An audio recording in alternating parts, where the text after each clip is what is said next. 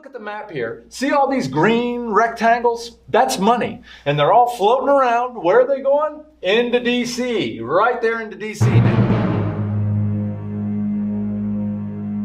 Cars were very common at the turn of the century. And then, some specific, inventions like, you had to, when the first gas cars were around, you had to crank them by hand to start them. And at that point, electric cars were competing very well against them. And then the carburetor was invented and the electric start was invented. And then that was it for electric cars. Once you had electric start for gasoline cars, then turn a key and it starts. You don't have to hand crank. Then it just took off because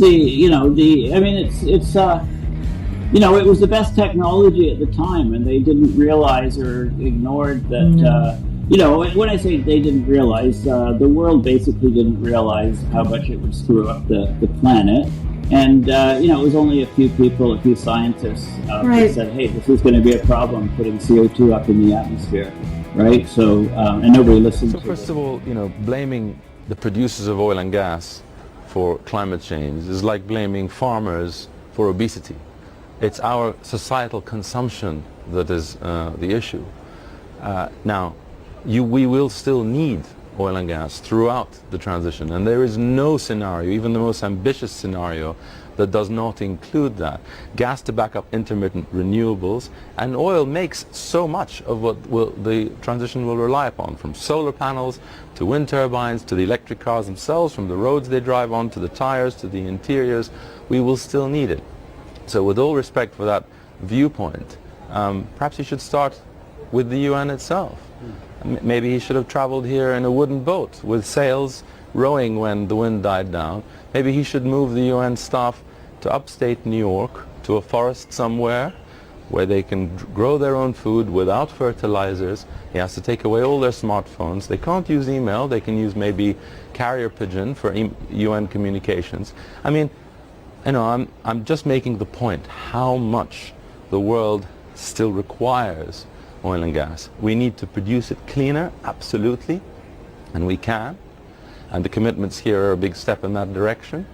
And we will be using it differently. It's really dire. We have ample scientific evidence today that we are at nothing less than a planetary emergency. We have a global climate crisis, but we also have a global ecological crisis. And the ecological crisis undermines the resilience of the whole planet, which means that when we continue to emit greenhouse gases, burning fossil fuels, and degrading ecosystems, we are coming very close to tipping points, which would lead to irreversible changes that would commit all future generations to a planet that would drift off irreversibly towards a lesser and lesser state to support human livelihoods. So all in all, we are today at a point of existential challenge. And this is now well established scientifically through the IPCC, the Intergovernmental Panel on Climate Change 6 report that concludes 1.1 degrees Celsius warming, the point we've reached now through fossil fuel burning and land use change, is the warmest temperature on Earth for the last 100,000 years, which means that we have crashed through the ceiling of the warmest global mean temperature on Earth since we left the last ice age, which means since we started developing civilizations as we know it.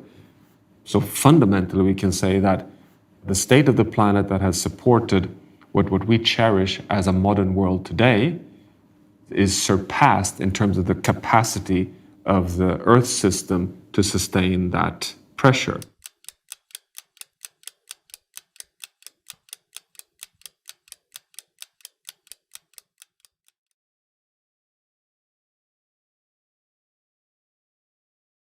We have been confronting challenges since before we've been writing history, and we have always found the faith to rise above them. One of the few areas where things have not been improving, of course, is the natural world. My own love of nature started early. As a boy, I spent summers with my grandparents on their ranch in South Texas. In 2021, I had my own opportunity to go to space and look back at Earth. When I landed back on the Texas soil, I returned with a renewed commitment to help protect the natural world in the here and now. I went with Lauren and a team from the Bezos Earth Fund to Glasgow for COP26 and pledged $3 billion for nature. $1 billion to protect what we still have, $1 billion to restore what we've lost, and $1 billion to help transform food systems. We are going to go forwards and invent our way out. We will have a better natural world and the modern society that we all enjoy. When the crew of Apollo 8 was circling the moon, the astronaut Jim Lovell looked back at Earth. "I'd been hoping to go to heaven when I die," he said. "Now I realize you go to heaven when you're born." Earth is paradise, and we must protect it. Conversation about what ExxonMobil can do in this space, how we can take our capabilities, our core competitive advantages, and apply that in areas that will make significant reductions in emissions and doing it in an affordable way. We're demonstrating that today with what's happened in the U.S. with the IRA. We're growing a low-carbon solutions business. We have contracts with 3 different companies, an ammonia producer, an industrial gas producer, and a steel producer, to capture their emissions and sequester that emissions. That's 5 million tons per annum of emissions we'll reduce. Just to give you a sense for the size of that, that's the equivalent of replacing 2 million cars with EVs. That's all.